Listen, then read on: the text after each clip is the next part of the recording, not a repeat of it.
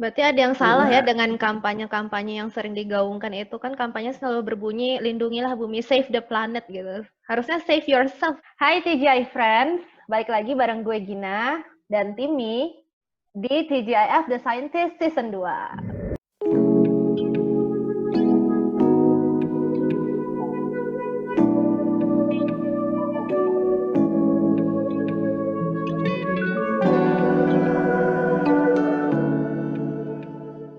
Jadi hari ini kita kedatangan tamu nih, seorang dosen di Bakri University, Ibu Devi. Hai, perkenalkan diri dulu ya. Nama saya Devi Ayu Puspitasari. Saat ini saya sebagai Ketua Lembaga Penelitian di Universitas Bakri. Saya mengajar di Prodi Teknik Lingkungan. Hari ini saya lagi diminta untuk sharing tentang perubahan iklim sama Timi dan Gina. Jadi kita nanti sharing-sharing sambil ngobrol-ngobrol. Nah, kenapa kita memilih topik ini? Karena kan semakin sering nih santer terdengar isu perubahan iklim, apalagi semakin banyak nih bencana alam yang kita hadapi, terutama tahun ini. Di awal tahun aja udah ada banjir, terus kebakaran hutan, dan semua bencana ini kan sering dikaitkan dengan adanya perubahan iklim gitu. Dan aku sebenarnya bikin podcast ini untuk tahu sebenarnya apa sih peranan kita dalam menyebabkan perubahan iklim ini. Apakah ini karena ulah manusia atau memang suatu fenomena alam yang mau nggak mau harus terjadi gitu. Nah sebelum itu aku pengen tanya dulu deh, perubahan iklim itu apa sih dan dampaknya buat kita tuh apa? Jadi perubahan iklim itu adalah suatu keadaan ya di mana iklim itu berubah, diamati dalam jangka waktu yang panjang, di mana di situ bisa diuji secara statistik bahwa benar terjadi perubahan dari variabilitas iklim, dari rata-rata iklim yang sebenarnya. Jadi nggak cuman perubahan cuaca yang sifatnya sebentar. Dalam arti kata di sini yang kita hadapi adalah meningkatnya suhu bumi.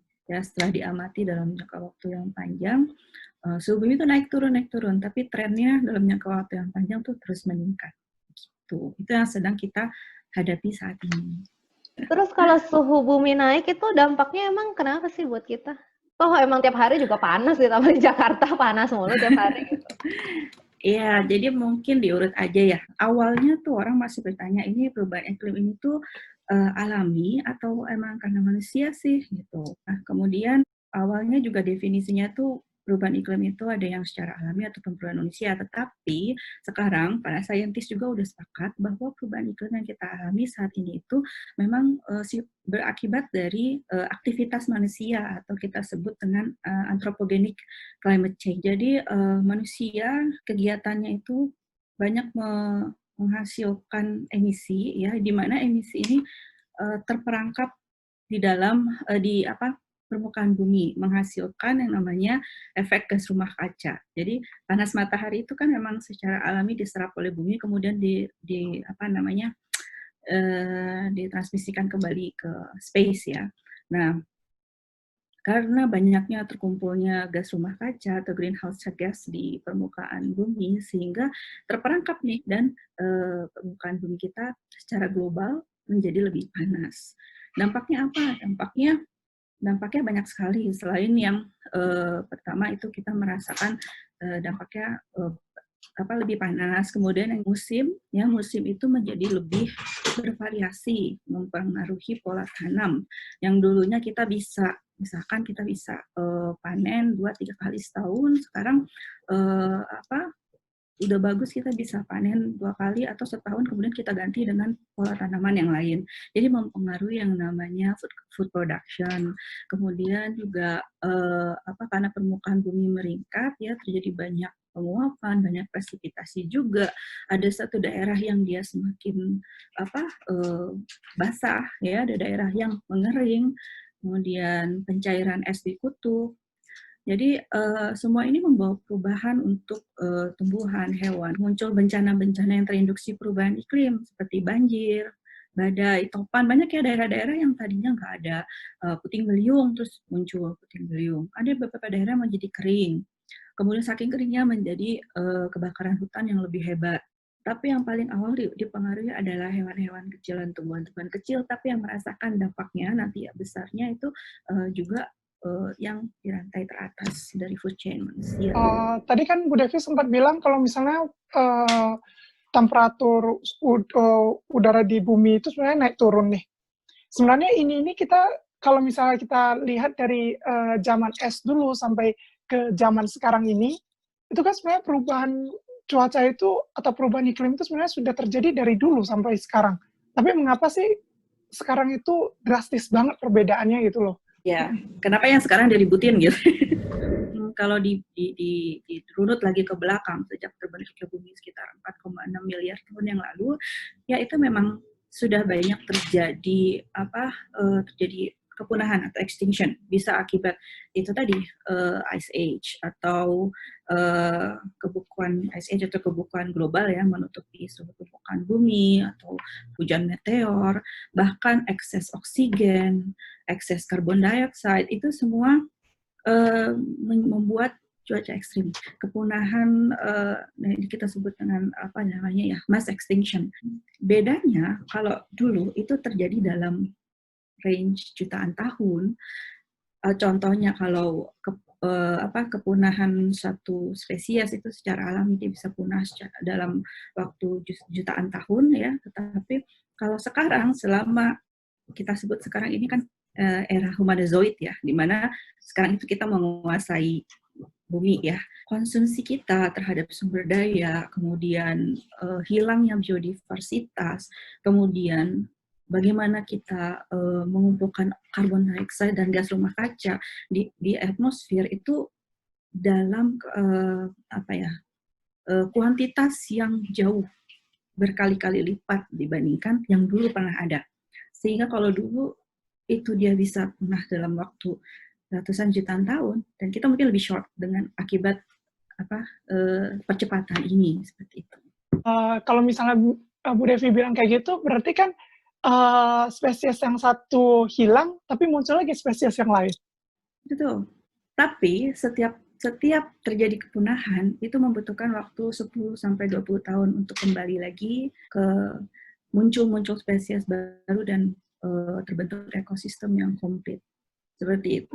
Dan umur kita sangat pendek gitu ya, maksudnya kita mungkin 100 tahun kita nggak akan hidup untuk melihat itu semua. Tapi yang jelas yang sekarang ada in our hand itu adalah bagaimana kita mengurangi percepatan kerusakan itu, karena kan semua ini sudah disimpulkan bahwa bukti dari hasil aktivitas manusia ya. Karena sedikit yang kita lakukan sekarang itu akan berpengaruh besar untuk beberapa dekade ke depan gitu. Aku lagi penasaran nih. Contohnya waktu kita lagi COVID kayak gini kan banyak pabrik-pabrik yang tutup. Lalu kalau misalnya kita lihat ada berita kemarin di Cina, mereka melihat satelit kalau misalnya di Beijing sendiri itu udaranya langsung bersih gitu loh. Nah, yang aku rasakan sendiri di Jerman, biasanya dari bulan Juli ke Agustus itu udara tuh sudah panas. Tapi sekarang di tahun ini, apparently, itu bulan Agustus ini baru mulai panas gitu loh. Dan itu panasnya itu baru mencapai di atas 26 derajat. Nah, biasanya itu dari mulai bulan Juni itu sudah di atas 26 derajat. Nah, kemarin Juni sampai akhir Juli itu masih di bawah 20 derajat. Nah, itu sama aku sangat bisa pulih ya gitu. Pulih dengan cepat banget gitu. Pulih dengan cepat. Kita bisa lihat kayak kemarin terjadi COVID ya, kemudian kita banyak stay di rumah, banyak negara yang lockdown gitu kan. Kemudian kita lihat bahwa fungsi service alam itu restore kembali ya. Itu adalah bukti di mana kalau kita itu hanya istilah tamu ya, kitalah yang membuat kerusakan gitu. Jadi memang sih sekarang ini Hyperizoid era ini kita istilahnya on top ya.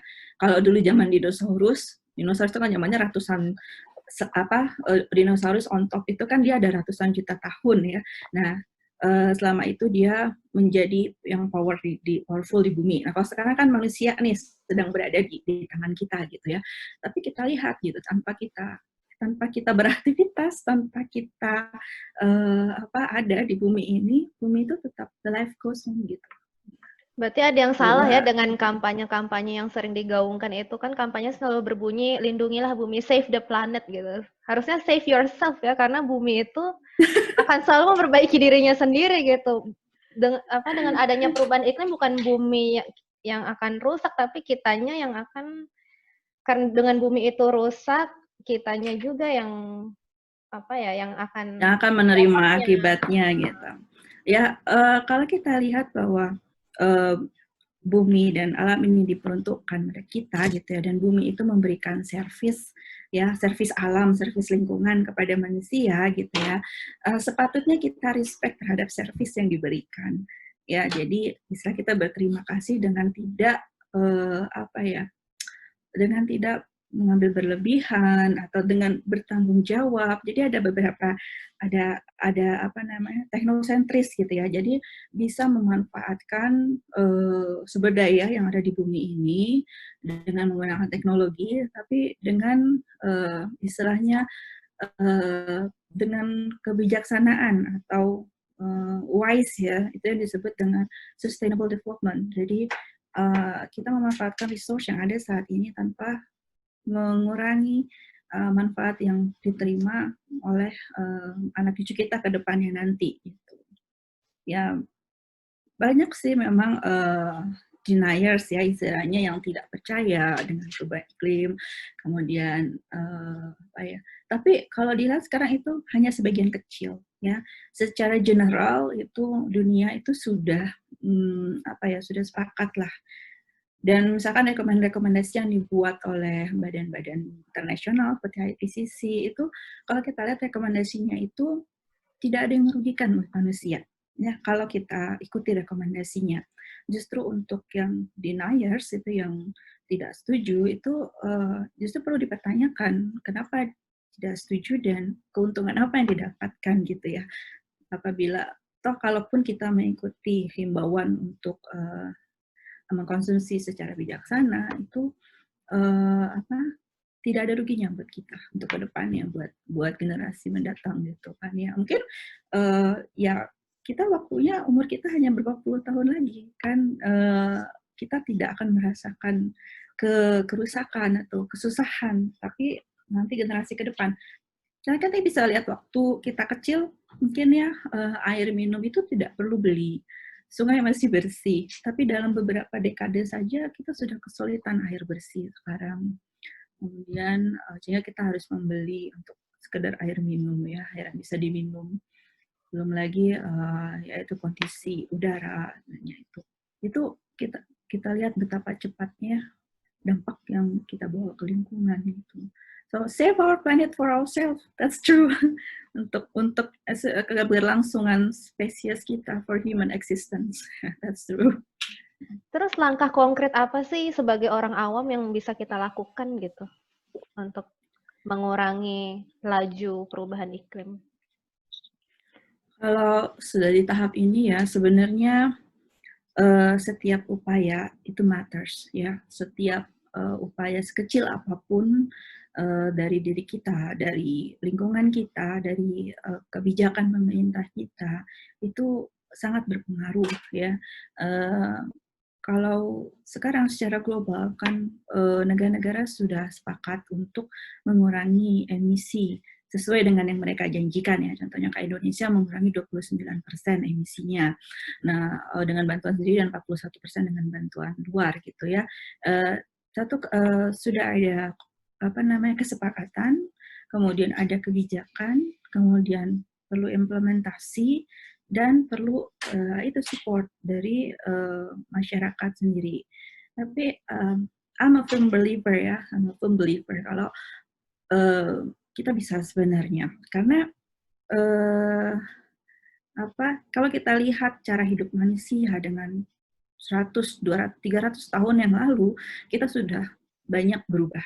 Ya kan, dimana kita mengkonsumsi energi, bagaimana kita sekarang berupaya untuk menggunakan renewable energi, mengurangi sampah, kita tidak lagi se-reckless zaman dulu. 100 tahun yang lalu. Kita sudah berubah ke arah yang lebih baik gitu.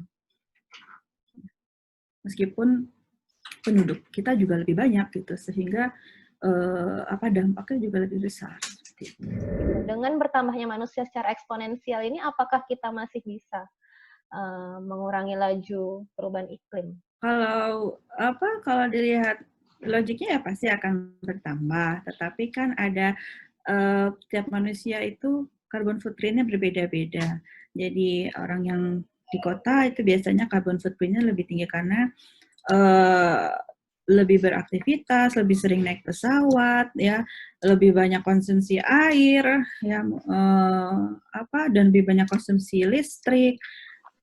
Kalau orang yang hidupnya sederhana, kan dia carbon footprint-nya lebih kecil gitu. Jadi memang iya bertambah penduduk secara logik akan meningkatkan produksi CO2, tetapi kan ya itu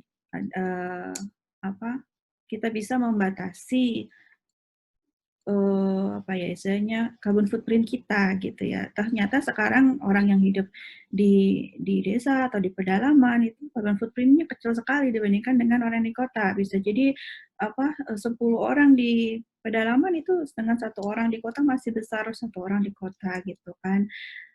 Dan yang lebih lagi kan bedanya kita dengan tumbuhan atau hewan, dengan spesies lain, kita diberi akal ya, sehingga gimana kita menggunakan kelebihan kita ini untuk meningkatkan carrying capacity kita gitu. Carrying capacity itu adalah berapa banyak sih populasi yang bisa ditanggung oleh satu environment, bisa disupport hidupnya oleh satu ekosistem gitu ya. Nah, tadinya kan waktu zamannya Malthus ya, mereka berpikir kalau manusia ini akan kekurangan pangan gitu ya, karena pertumbuhan manusia itu sangat cepat dibandingkan dengan persediaan makanan. Tetapi manusia lagi dengan superiority-nya, dengan modal akal pikirannya, kita meningkatkan carrying capacity kita itu. Tadinya kita pikir akan ada food shortage, tetapi kita melakukan berbagai macam inovasi, ya, green revolution, sehingga mass production, sehingga kita tidak kelaparan seperti itu. Nah, demikian juga yang dengan populasi ini kita diberikan akal pikiran supaya kita bisa mengurangi dampak yang kita hasilkan gitu ya, bisa dengan mengurangi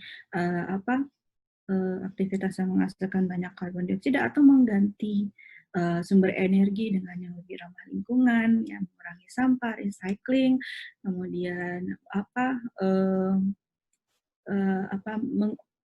menguji dengan life cycle-nya itu kita buat seefisien mungkin gitu ya, sehingga tidak banyak energi yang terbuang. Dan kalau kita bicara masalah populasi, kan penelitian yang terbaru itu menyatakan bahwa populasi manusia ini akan meningkat di tahun 2050 ya, sampai 10 miliar penduduk ya. Setelah 2050 di peak itu nanti akan turun lagi sampai 2100 itu sampai ke 5 miliar. Kita lihat nanti ini terbukti nggak itu ya gitu. Itu turunnya kira-kira karena food shortage atau karena climate change itu sendiri? Demografi negara-negara kan sekarang banyak yang sudah mulai segitiga terbalik ya. Jadi dia sudah melampaui usia produktif untuk menghasilkan keturunan, sedangkan jadi dia banyak segitiga terbalik, jadi banyak orang tuanya, banyak negara-negara yang seperti itu sekarang, sehingga akan kekurangan karena usia muda, usia produktif gitu. Itu yang menyebabkan declining population gitu ya. Tadi kan Bu Devi sempat singgung tentang perbedaan carbon footprint antara orang yang tinggal di perkotaan sama orang yang tinggal di pedesaan nih. Mungkin bisa kasih contoh sedikit gitu kegiatan, karena mungkin yang nonton ini kebanyakan orang yang tinggal di perkotaan ya. Mungkin kegiatan kita sehari-hari seperti apa sih yang di perkotaan ini yang menyumbang emisi karbon terbanyak gitu, supaya nanti kita bisa lebih mindful gitu. Nah, kalau itu udah banyak banget ya kalkulatornya. Coba di search aja di Google gitu ya, kayak calculating carbon footprint. Nanti di situ masukin nih berapa jarak saya ke kantor, berapa kali saya naik pesawat dalam 1 tahun, kemudian berapa konsumsi listrik saya gitu ya, berapa konsumsi air. Nah, itu nanti akan keluar gitu ya. Dan yang apa ya? Kalau saja semua makhluk hidup di dunia ini yang sekarang berapa miliar ini konsumsi atau hidupnya itu seperti orang yang tinggal di kota besar, eventually kita akan membutuhkan lebih dari satu bumi. Untuk penutup, kalau Bu Devi sendiri sebagai orang yang peduli dengan lingkungan, lalu yang mengerti tentang perubahan iklim, apa sih yang mau maksudnya dikasih wejangannya untuk milenial pada saat ini gitu loh? Jadi buat adik-adik semua atau yang melihat acara ini, semoga menambah pemahaman ya, sharing yang tadi, dan semoga mengubah juga apa cara pilihan kita akan bagaimana kita hidup ya, lebih wise lagi, lebih peduli pada lingkungan, dan supaya kita bisa mewariskan apa yang kita nikmati saat ini untuk generasi ke depannya. Terima kasih loh Bu Devi udah meluangkan waktunya hari ini untuk sharing-sharing bareng kita.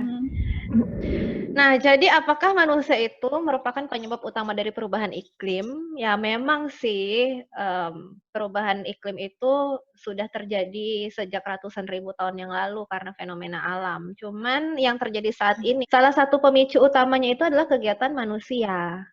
Berbagai aktivitas manusia ini akan menyebabkan terjadinya perubahan iklim yang nantinya akan menyebabkan bumi itu rusak. Nah, tapi yang perlu kita khawatirkan itu adalah bukan buminya itu yang rusak, karena bumi itu selalu mempunyai kemampuan untuk memperbaiki dirinya sendiri. Iya, untuk memperbaiki dirinya sendiri. Jadi yang perlu takut itu adalah kita, karena kita ini adalah yang bergantung pada bumi. Intinya kita hari ini hidup jangan pernah egois. Pikirkan juga untuk keberlangsungan spesies kita gitu loh. Kalau misalnya kita acuh-acuh terhadap kondisi lingkungan, kita tuh bergantung pada lingkungan. Kalau misalnya lingkungan sudah rusak, yang akan sengsara itu kita sendiri. Oke deh, thank you buat semua TGI Friends yang udah nonton. Semoga bermanfaat. Jangan lupa videonya dibagikan dan klik tombol subscribe. Dan jangan lupa bunyikan loncengnya.